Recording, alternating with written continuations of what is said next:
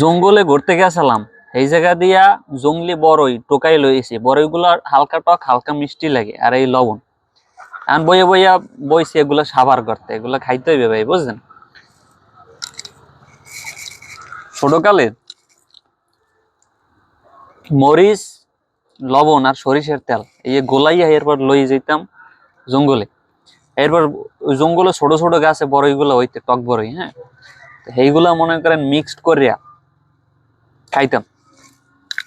মাঝে মাঝে শেষতে খাইতাম বড়ইগুলা, মাঝে মাঝে এরকম বাড়িতে করে লই যেতাম, জর্দার বাড়ায় হলুদ মরিচ আর সরিষার তেল গুলাই লই যেতাম। এরপর এরকম বড়ই একটা ধরতাম, ওই ওইর মধ্যে শুয়াইতাম, উঠাইতাম,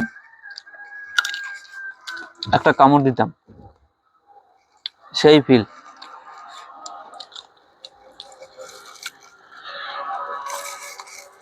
গত বছর এই টক বড়ই আমি ডেলিভারি দিছি বিভিন্ন জায়গায়, হ্যাঁ, আপনারা যারা খাইতে চাইছেন আমি পাঠাইছি, অনেকে শুকাইয়া এরপর আবার রাখিয়া দেয় আচার বানানোর জন্য। হ্যাঁ, আপনি বিশ্বাস করবেন কিনা, এই বড়ইগুলো একদম বেশি টক না, আবার একদম মিষ্টিও না।